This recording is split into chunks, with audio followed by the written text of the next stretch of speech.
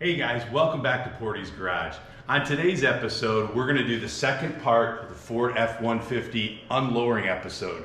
You might have saw in our last episode, which I'll have a link down below for you if you missed it. We did the rear end of the F-150, unlowered that. It's still a little bit lower than stock, but it's pretty close to stock. Now today, we're going to tackle the front end.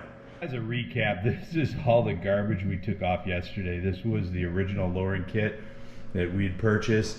You can see the shocks in there, the shackles, the airbags, and all of that. So we got that back to pretty much stock on that. Now today we're going to come over here and we're going to install the front end parts again. So we get that back to stock in the right ride height.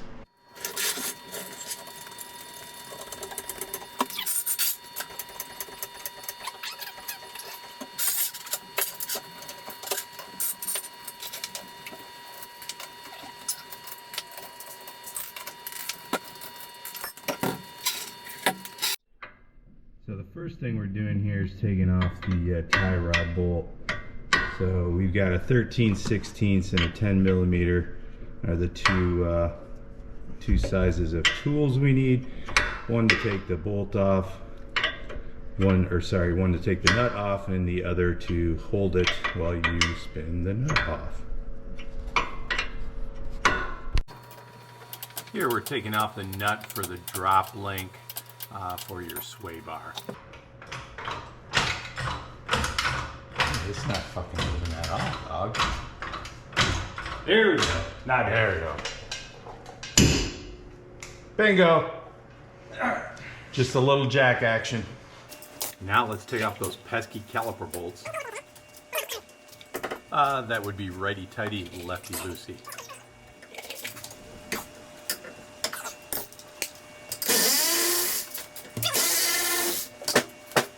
Alright, now that we got the brake caliper off, the rotor off, we got the brake caliper strung up here on a bungee. We got to take off this dust cover and this cap here.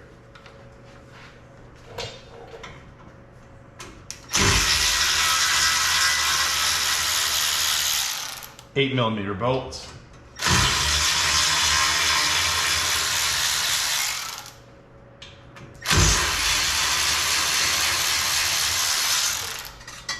And T-Dog with the dust cap.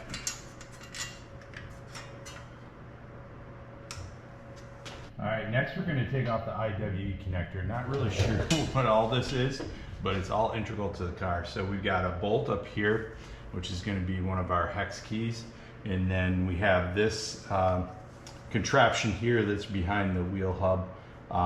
4 bolts, 2 on each side, 8 millimeter.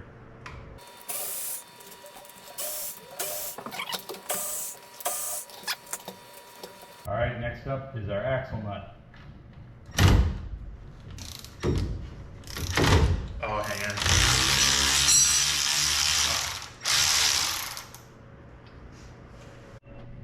Alright, now we're going to take off this whole steering knuckle assembly.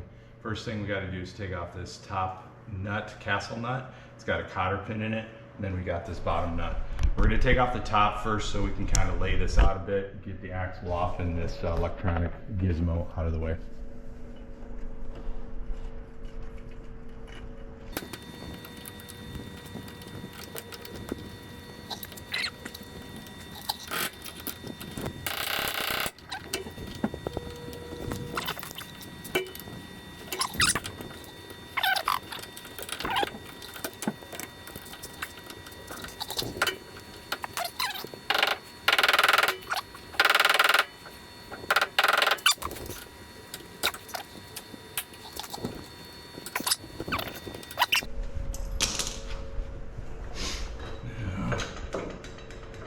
Question is, can we get this off?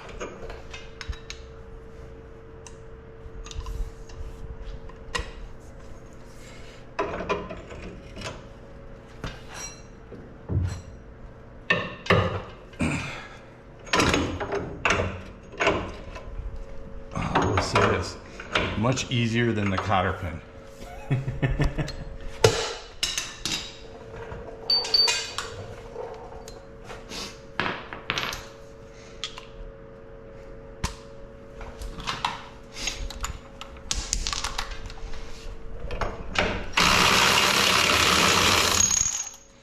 Ta-da!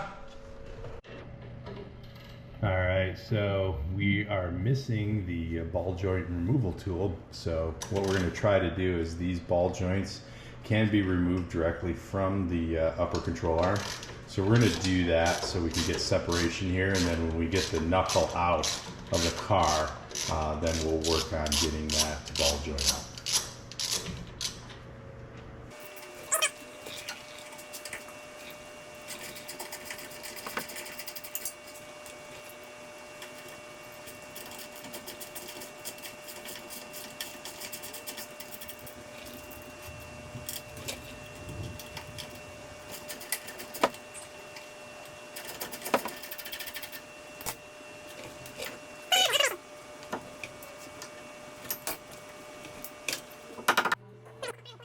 Let's remove the lower control arm nut. All right, so what we're gonna do is we're gonna go ahead and take this lower control arm off with the whole piece there. Right now, T-Dog's taking off the bottom of the shock, and then we'll take off the 2 bolts for the lower control arm.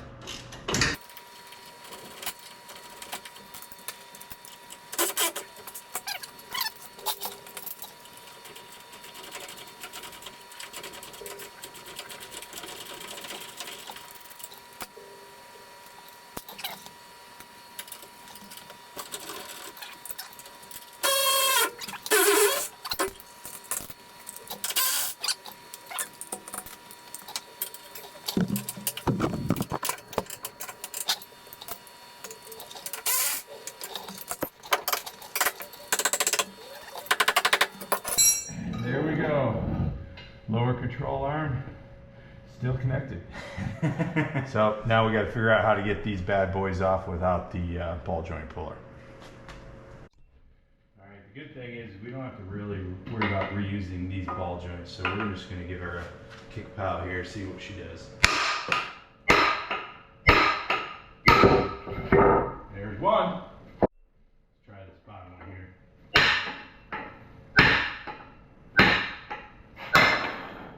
There's 2. All right, now we're going to go ahead and take out the entire shock assembly here just to give us a little more room to play around with. I'm going to take this one out from underneath, and then T-Dog's going to get the other 2 from the top.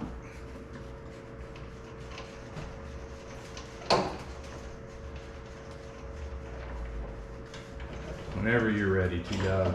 Yep, I'm working on number 1.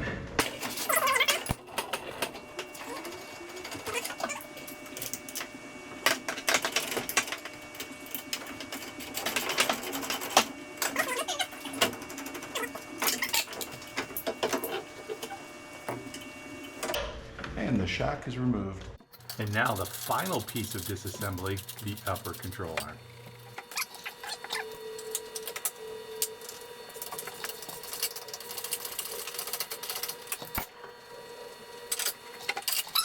Kind of to that.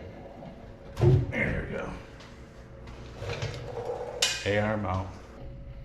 All right, so we're back to assembly now. We're getting ready to put in the upper control arm. T-Dog's gonna throw that in real quick. Bolts come from the inside going out to the nuts. Front one goes pretty easy because you have a lot of room. The back one's a little bit of a pain because you have some wires to work around.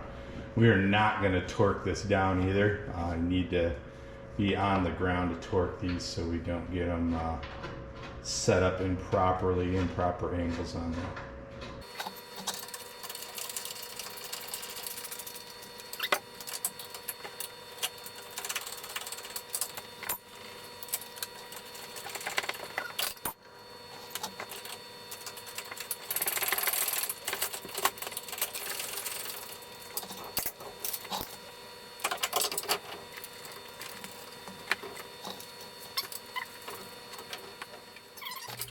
Torquing the shock nuts down to 30 foot-pounds.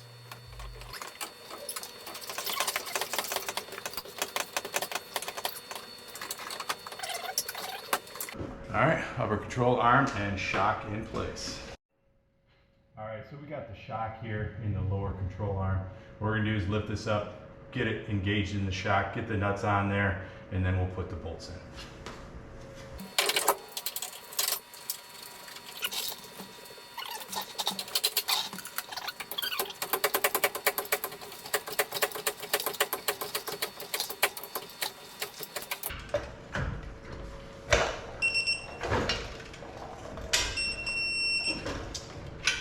There we go, one more to go. All right, upper and lower installed, tightened, but not too tight. Shock on. Now we're gonna put this baby on. We're gonna put a nut on the bottom just to kind of hold it so we can manipulate this into place and get that installed properly.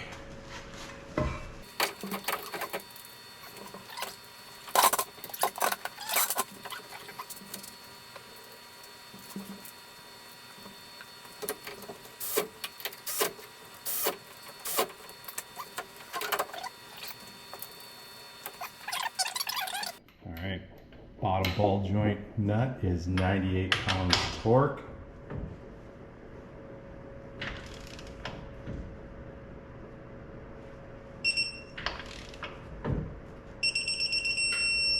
There we go. Slide that tie rod on as well. Let's do the sway bar first, but we can still Maybe get sway spinning. bar link.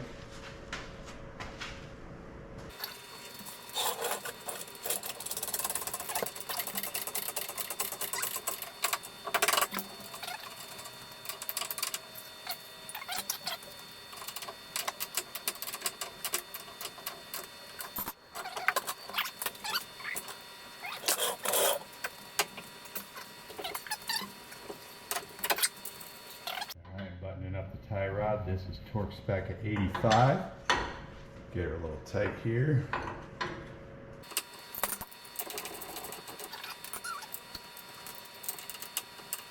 So that's a 10 millimeter holding the bottom part of the ball joint so that you can tighten the nut.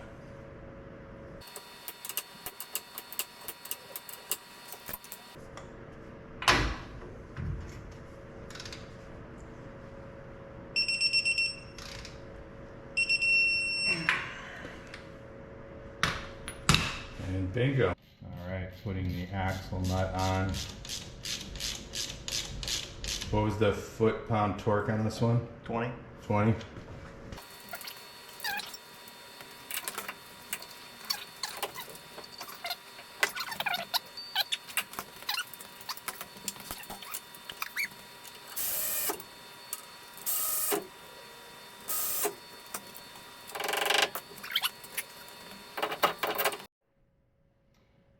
Now we're going to put the caliper back on.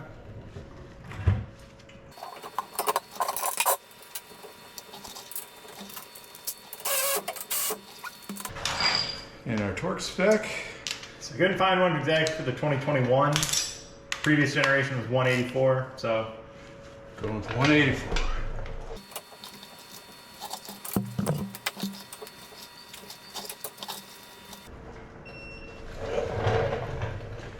And there we go. One side done. And here we go. On the second side, we're going to do a little time lapse and see how this works.